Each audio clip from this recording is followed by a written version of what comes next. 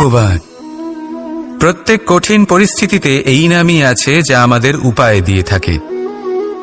ব্যক্তি যান, ভগবানের পুজো করেন, আরাধনা করেন, ব্রত পালন করেন, মন্দিরে যান, পুজো পাঠ করেন, ভগবানকে জাগিয়ে তোলেন, আর তারপর শুরু হয় সমস্ত প্রশ্ন।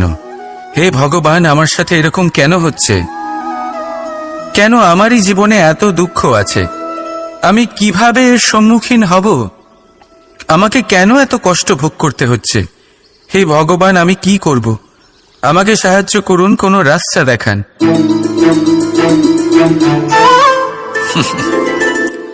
চলুন আমি আপনাকে একটা প্রশ্ন করি। মন্দিরে যাওয়ার চেষ্টা করার আগে আপনি কি জীবনে ততটা চেষ্টা করেছেন যতটা সেই সমস্যাকে দূর করার জন্য দরকার ছিল? দ্বিতীয় প্রশ্ন,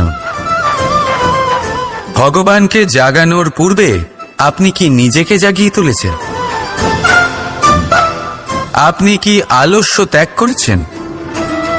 তৃতীয় প্রশ্ন, ভগবানকে জিজ্ঞাসা করার আগে আপনি কি নিজেকে জিজ্ঞাসা করেছেন যে আমি কেন এত অসফল হচ্ছি?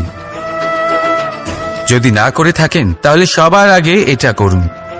আপনি সমস্ত প্রশ্নের উত্তর পাবেন, সমস্ত বিপদের পরিত্রাণ পাবেন। অন্য কোথাও নয়, নিজের ভেতরে তাকিয়ে দেখুন। চেষ্টা করুন নিজেকে জাগিয়ে তোলার। আপনি সফল অবশ্যই হবেন, কারণ এই পরমাত্মা, ওই পরমেশ্বর, ওই পরব্রহ্ম আপনার মধ্যেই তো আছে। রাধা রাধা।